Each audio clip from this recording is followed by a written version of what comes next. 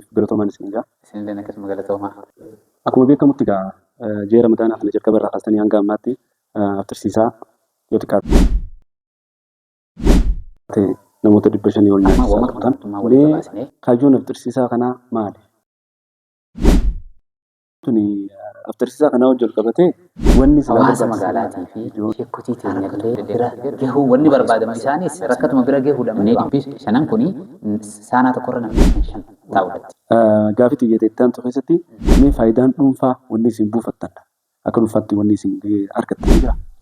Guyyaa san dandeetii magaalaa keessa wajjin deemaa oole. Kantiibaan keenya obbo Ahmad Nuur Khaliifee tan nu wajjin dhaabbatan tanaafis galateeffachaa isaa fi tiimii isaatiif. Hojiin tuni hojii isiniif jalqabaa ta'uu irraa kan ka'e jechuudha. Gama fuulduraatti wantoonni fooyya'anii carraa kan immoo bal'isnee hawaasni keenya irraa fayyadamaa ta'uu qabeettanii yaaddan. Assalaamu alaikum warahmatullahi wabarakatuh. Daawwattoota keenya sagantaa aftirsiisaa masgida Raamaatti godhamaa ture. Har'a guyyaa takka irraa kaasee ilaa hanga 28 qabannee jirra waan ta'eef kanumaa wajjin wal qabatee afagaa fi gaafilee hawaasa keessa jiran nutis bakka buunee ustaata keenya gaafachuudhaaf takkaa isaa hojii afagaa fi taasisuudhaaf deemna waan ta'eef nu hordofaa. Ustaaz, assalaamu alaikum warahmatullahi wabarakatuh. Wa alaikum salaam warahmatullahi wabarakatuh. Duraan dursee afagaa fi nu kabajanii nu hojii taasisuudhaaf qophii ta'uu keessaniif galatoomaan isin jaa. Isinillee akkasuma galatooma. Akkuma beekamutti ji'a Ramadaanaa kana jalqaba irraa kaastanii hanga ammaatti aftirsiisaa yoo xiqqaate namoota 500 ol nyaachisaa turtan itti jirtanii gaafa kiyya akka jalqabaa kaayyoon aftirsiisaa kanaa maali? Kana irratti deebisaan nuuf kenni. Bismillahirrahmanirrahim. Alhamdulillahi rabbil alamin wa salatu wa salam ala sayyidina Muhammadin wa ala alihi wa sahbihi ajma'in.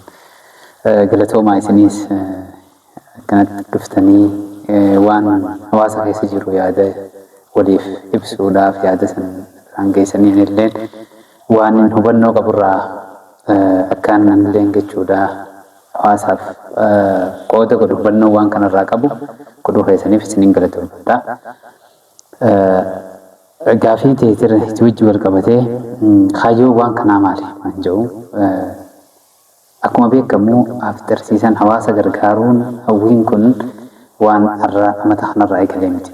Kana duraas waan kana waliin taanee ijoollee shabaabanii ijoollee dargaggoodhaati wajjin akkamitti rakkataa keenya gargaarra jennee yaaddaa turre amma wooma qabnu mootummaa waliin babaasnee qarshii 300 qabuus waliin babaasnee ruuzumaa fi wooma xiqqoota qabinnee rakkataa keenya hawaan soomana ittiin ol naquu hin qabnu fuuneetuma osoo inni firraa quban qabnu biratti dib goonee isa gammachiisna waan kanaan yoo cinaa dhaabbannee hamma tokko deemnee turre amma duraas jechuudha. Wooma qabnurraa kaanee tattaaffii godhaa turre nuhuni gama keessaa gama hospitaalaa irratti illee dalaguudhaan hidhamtootaa fi kanallee yaada qabaachaa turre sanirraa hammi tokko milkaa'ee ture. Garuu haa ta'u baranaas osuma yaada san keessa jirru bikka biraatti kanatti turkoonni dhufanii aftirsiisaa godhuudhaa fi ammas khayrii hedduu dalagan turkoonni kuni dhagee nugaan dhageehu finfinneetti namoota jajjabaa wajjin wal agarre. Muka wal agarru wanni hunduraan keessa ture akkamiiniin itti gaafatamaa warra Turkii jiru san isaa wajjin wal quunnamtii godha akkamittiin isaa wajjin wal arkee hariiroo wajjin uuma jeetiin cinqamaa ture. Hanqaan waraqaa afaan Arabiitiinis barreessee afaan Amaarኛatiinis barreessee fi nama saniif hin dhiyeesse jedhee karaa adda addaatti tattaaffii godhaa ture. Nabbilbilee Arabiidhaan wajjin haasofne ni dandeessanii ija aftirsiisaa akkanatti godhu. Ani yeroo sanii waan keessaas hin beekneef ni dandeenya jedhe. Achirraa quuqama hawaasaarraa wanni kun hawaasni keenya fayyadamuu qaba waan jedhurraa carraan kun nu dabruun qabdu. Hoggaaniif akkas jedhu fiidiyoolee naa erge akkana dalaguudha barbaannaa jedhe. Hoggaa kan fiidiyoolee ijoollee shabaabanii ta'e wajjin jirru isaan irratti ilgeetiin fiidiyoo sana akkana dalaguu ni dandeenya. Tanarrallee bareechinee dalaguu dandeenya. Viidiyoon wanni barbaachisan iftoominaaf akkana dalaguu ni dandeessanii nuti akkanatti barbaannaa fiidiyoodhaan akkana nu dalagamu wanni hundinuu hanga wanni sun waan qalamu sanirraa hamma namni nyaatu hangalutti fiidiyoodhaan wanni kun deeggaramtee hordofamaaf jechuudha. Dhiifama ustaati egaa dhimma dubbii viidiyoo tana kaaftanii illee asumarratti waan si gaafadhu jira. Mee viidiyoon tuni aftarsiisaa kana wajjin wal qabatee wanni silaa barbaachisan maali? Viidiyoon akkuma beekamu gaafii bareeddudha gaafiin tunillee. Anillee duraan akka manna keessa turte yeroo hedduu khayrii Itoophiyaa keessatti dalaguu turan. Garuu khayriin sani hoggaanii fi namootan dhuunfaa irratti wanta ganama dhuunfaatiin dalagamu wanni san gara biraatti duraa deemtee bikki isaan barbaadan san bikki silaa nama fursiisuudhaa fi yataamaa fa'aa biraan gahuudhaa san miskiina nyaachisuu san bikka hin gahiniif turte. Hanga hoggaaniif isaan asii achii gizeeniif dhufan silkiitti cufatan takkatti. Jidduu tanatti hafe. Sababaa kanarraa jiilli guddaa dhufanii waan sanirraa viidiyoon garsiifannaadhaaf osoo hin tahin wanni sanii re'een san hoggaa qalamtirraa hanga isiin garaa seentutti afaan nama silaa barbaadaniif seentutti deeggaramtee qabatee san bira tartiibaan jechuudha. Amma waan san amma waanii namaan tana akkana jee afaan ibsuu danda'u miti dheertuudha. Dhufee namni laaluu danda'a. Durarraa jechuudha kaasee hamma xumuraatti hordofamtee ishaa'ii dura dhaquufii qabdi. Osoo ishaan hin salaatamne seenuufii qabdi jechuudha. Nama taa'ee kompiitaraan sa'aa san sammurra taa'ee uuma kana qofa hordofuutu. Saniif viidiyoodhaa wajjin wal qabatee wanni kun wanni barbaadameef wanni guddoon iftoomina waan kana keessatti abbaan khayrii waan san sadaqaa san ergate san wanni inni ergate sani rakkataa san bira dhaquu fi isaafillee waan takka shakkii takka malee dhaquu fi mirkaneeffachuudhaa fi wanni kun dalagamte jechuudha. Nutillee waan kana eega agarree osuma beeynuun ni ulfaatti viidiyoon isaanillee nuun jaan viidiyoon teenya ni ulfaatti ni dandeessan jennaan ni dandeenya eega rakkatummaan keenya nu gargaaran nuti cinqabnee viidiyoo isaanii waraabuunillee yoo cinqabne rakkatummaa bira gahuu wanni barbaadamu isaanis rakkatuma bira gahuudha malee waan biraatiin eegas boodaan isaan bira gizee dhayite viidiyoo ni haqan isaan fedha. Viidiyoodhaa hojii wal qabatee kana fakkaata. Galatoomii gaafiin xiyyaata lamadaa gargaarsi kun biyya teenya tana malee biyya biraa keessa ni jira. Tanumaa wajjin wal qabatee guyyattii namoonni kan nyaachisu turtanis keessuma qabataa naa deebistaa. Sadaffaa immoo uummata kana keessatti gargaarsi kun itti fufiinsa ni qaba. Moo asuma dhaabbata? Gaafii bareedduudha tanillee.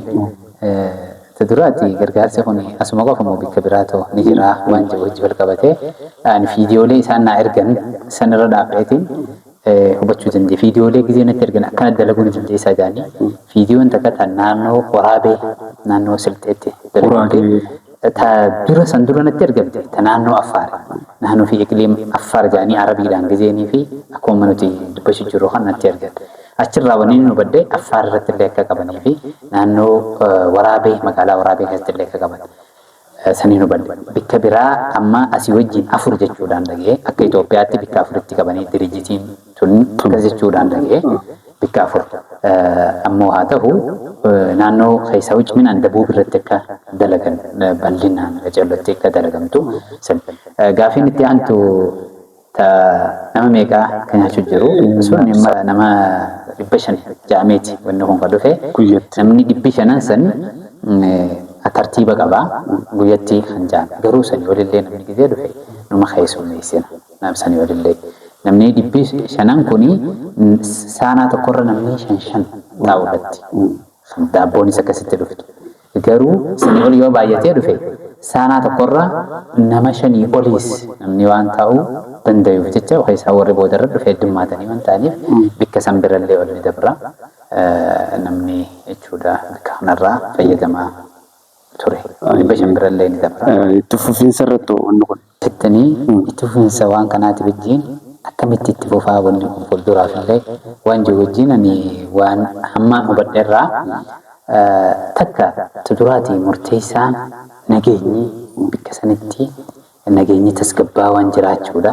Bikka nageenyi hin jirre namni alaa dhufee waan takka ittiin dalagu waan ta'eef. Hallammadaa wanni kunis akka isaan fedhan sanitti isaaniif gaggeeffamuudha.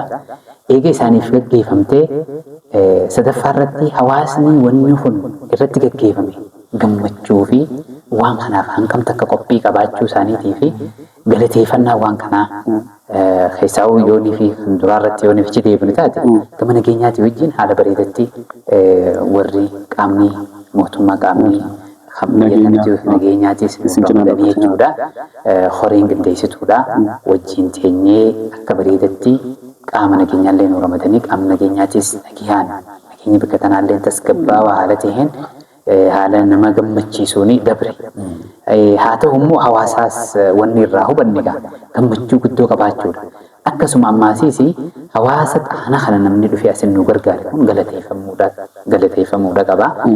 Nutillee jechuudha isaan akkaataa silaa isaan barbaadan sanii waan san goonee fi isaan sanillee galateeffachuun qaamni akkasuma wanni hajeellu qaama biyya teenya bulchuu isaanirraas akkuma yeroo duraatis akka bareedan nu simatan sanitti kanaafillee waan isaan dalagan san yeroo duraa simannaa naquudhaaf amma eega dalagamtees wanni waan bareedduudha jaamee yoo jajjabeeffatu cinaa dhaabbatee qaamni kun beekamtii isaaniifis kanneen isaan jajjabeessuu irraa argan wanni kun egaa paarsantaa 50 ol kanuma itti fufuuta. Keessattuu hara nageenyaati wanni kun tasgabbiidhaan nyaachisuun ulaagaa silaa wanni kun barbaachisu keessaa takka guddaa ta'uu isaati. Yoo nageenyi hin jiraanne wanni silaa kun jarri silaa amma sponsora nu ta'ee gargaarsa kana nuuf erga kunillee nageenyi akka barbaadan murteessaa ta'uu isaati. Waan kana yeruma duraatu gizima itti seennuuf laalleeti wanni kun waan yeroo dalagan tokkonni waan hawaasaa dalaganii waan dhuunfaatii wajjin wal qabateetii miti waan nama dhuunfaatii miti gizeen dalagan. Achirratti aarsaa nu kafalchiisuu aarsaa kafaluu hawaasa keenya akka faayidaatti kan argan hawaasaaf aarsaa kafaluu wanni silaa hoggaa kan daleenu hedduu dhiisnee waan kanaaf xiyyeeffannaan yaada keenyaa fi waa hunda jechuudha qabeenyallee itti baasuudhaan hanqa wanni kun wooma kana lafa qabsiifachuudhaaf jecha hawaasa keenya akka fayyadu yoo waan itti baasni jiraatte malee wanni akka dhuunfaatti irraa argamu hin jiru kan fuulduraafis wooma akka hawaasaatti illee waliin wanni kun waan namni tokko dalaguume nama hedduudhaan waliin daleenu waan ta'eef jecha yoo harabbiin itti nuuf ibsiisu taate waan fuulduraaf walumaanuu arguuf jiraannu ta'a. Kun akka dhuunfaatti wanni as keessaa akka dhuunfaatti fayyadamu hin jiru jechuudha. Akka hawaasaatti wanni akka dhuunfaatti fayyadamu. Yaadonni tokko ni ka'a. Namoonni waan dubbatanis ni jira. Sanumaafuu isaaniifillee deebii isaanii kaa'eetiin yaadeessi gaafadhe waan ta'eef wannummaan ani as keessatti akka dhuunfaatti an argadhu. Takka namni na cinaa jiru harkatus takka hin jirtudha. Bakka kanarratti ammas wanni takka wanni guddoon hubatamuu qabu yeroonii fi dhufnu waan kana inni san bilbilaa wajji haasofne abbaa itti gaafatamaa waan kana akka Itoophiyaatti itti gaafatamaa diriijitii hedduuf jalaa qaba. Hoggaa haasofnu nama takka erge. Dura Finfinneen nama akkanaati wajjin wal qunnamina hin jedhe. Nama sanii wajjin hoggaanii wajji haasofnu hedduu ulfaate natti.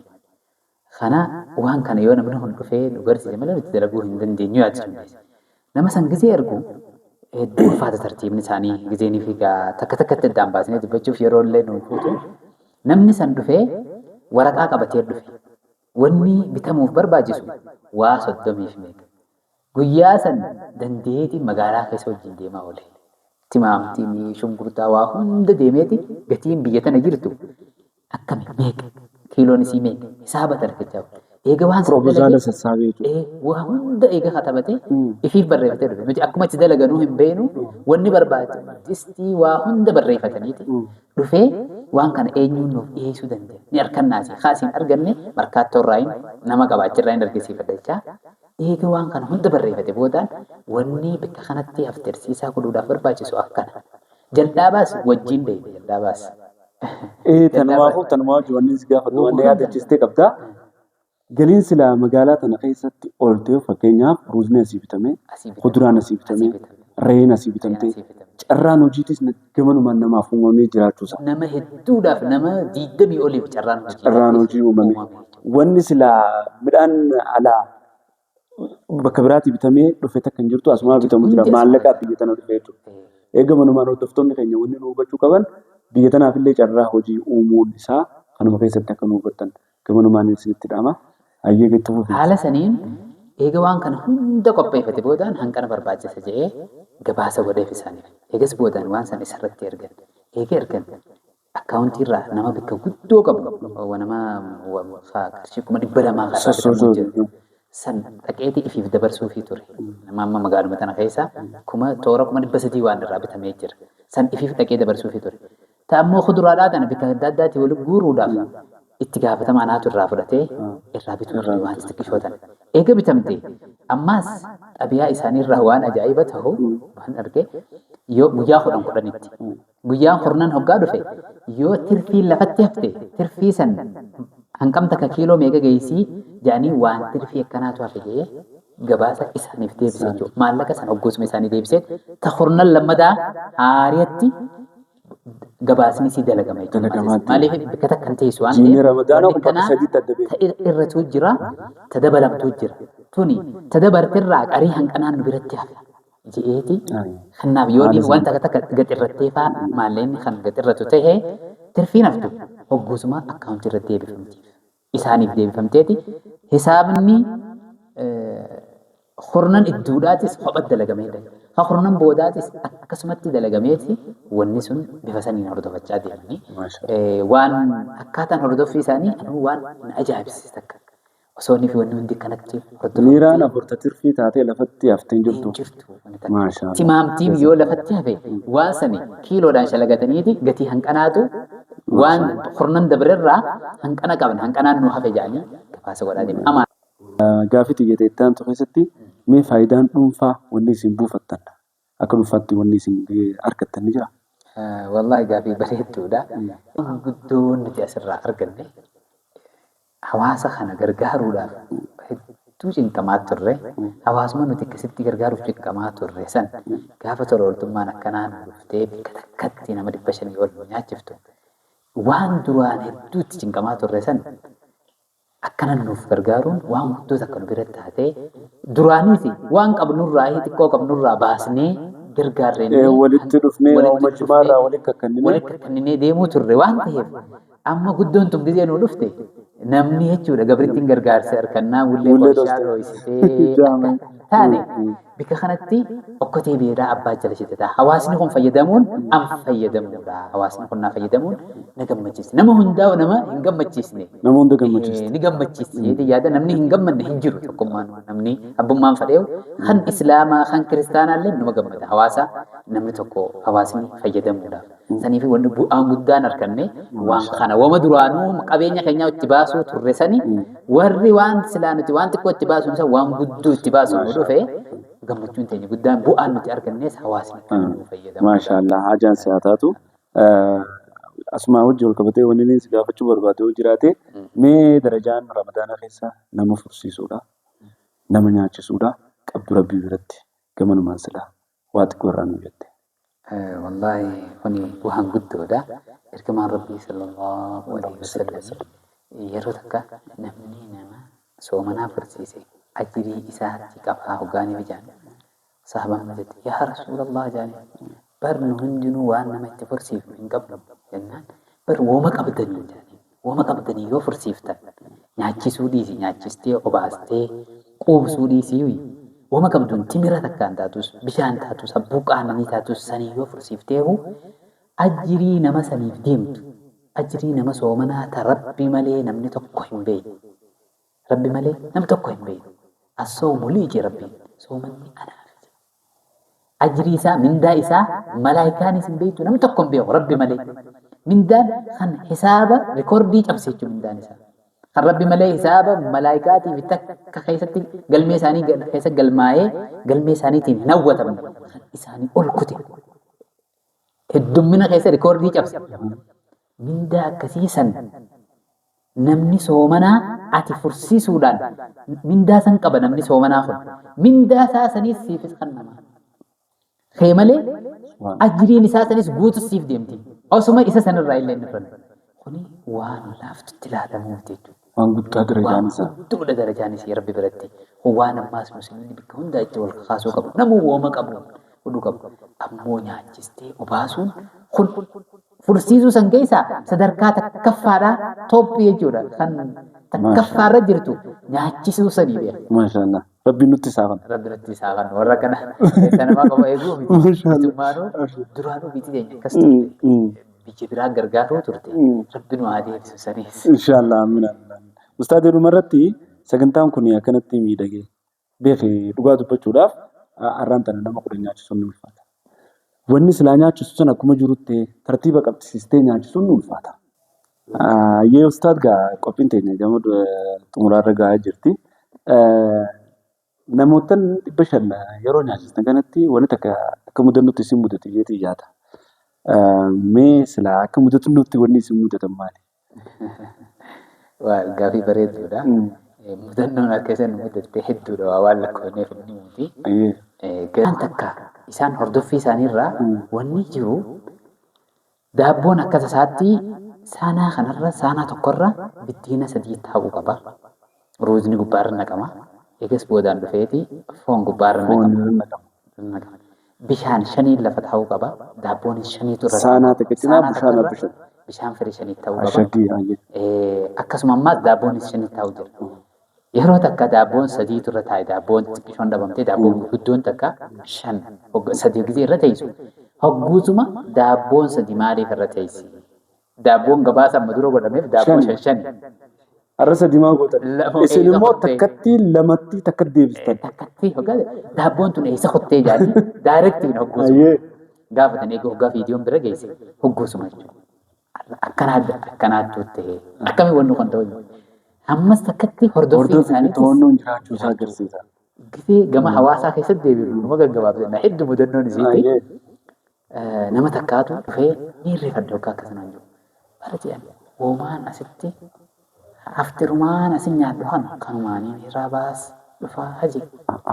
Mee wannummaan haaftee yoo jiraatte tanuma haafte tanuma nuti irraa nyaannee haafte sun namni irraa nyaate san haafte godha.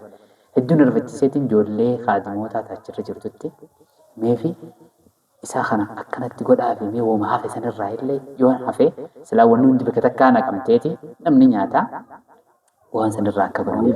Wayitti miikkatti fannaaf. Miikkatti illee fudhateetu hiraabaaf illee haa nyaatu. Takkittii tanaan warra hiraaba hin qabne kanuma tokkittuma saniin asitti deebi'u. Sa'aa dhufanii asitti eeggatan jechuudha. Gizeedhaan dhufee eeggatu hoggaa idaanuu hawaasni keenya sitti hin mul'attu hoggaanii fi nuti nyaannee quufnee deemnu kana sitti hin mul'attu haala kana hawaasa keessa jira. Ammaas hawaasa bikkaan ani yaanne fagoorraa wooma kanaaf ka'ee dhufee asitti nyaatu. Kana waan kana arguudhaafi. Ayyee ustaadee gamanumaan hojiin tuni hojii isiniif jalqabaa ta'uu irraa kan ka'e jechuun gama fuula duraatti wantoonni fooyya'anii carraa kana immoo bal'isnee hawaasni keenya irraa fayyadamaa ta'uu qabeettanii yaaddan nu kaasaa qabxiilee kana nuuf tuqa.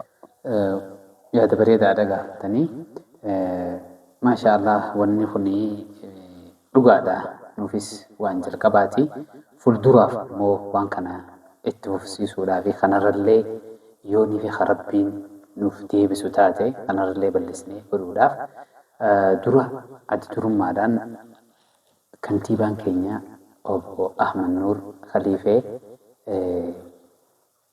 tan nu wajjiin dhaabbatan tanaafis galateeffachaa isaa fi tiimii isaatiis galateeffachaa fuulduraaf yoonii fi wanni kun kan babal'attee nu dhuftu taatellee isaanii wajjiinis mari'achaatuma akkuma yeroo dabreetti akkasuma ammaasiis hawaasa magaalaatii fi sheekkotii teenyallee hawwatee jechuudha waliin taanee waan kanaa iddoodhaa fi akkamitti akka bareeddii wanni kun fuulduraaf illee waan hawaasa hedduu fayyadu godhuun akka hawaasa hedduu fayyadu goona jechuu irratti isaan kana qaama dubbanni kana hundaa wajjinu wal mari'annee akkasitti deemuudhaaf nutilleen yaada ni qabna jechuudha.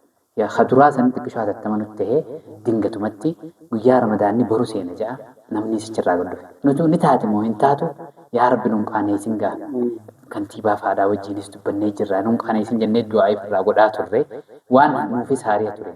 Yeroo saniif hawaasa hedduudhaas mari'achiisuu hin dandeenye akkasuma sheekkotiillee hedduu mari'achiisuu hin dandeenye fuulduraaf ammoo akkami kanarrallee fooyyessin waan jedhu hawaasa wajjinis taanee sheekkotii wajjinis taanee akkasuma kabajamoo obbo Ahmad Nuur Khaliifee isaanii fi tiimii isaaniitis waliin mari'annee waan kana kanarrallee babal'isinee fuulduraaf itti deemnu ta'a. Tokkorra lama irra wayyaa, lamarra sadii irra wayyaadha. Wanni kun waan hawaasaa waan ta'eef isaan hundinuu qaamni maan tana dubbanne kun kantiibaa fi tiimiin isaaniitis hawaasni fayyadamuu ni fadhanii kun waan akka isaan isii isaaniitti fayyadamaniitti ilaalan jechuudha hawaasni fayyadamu.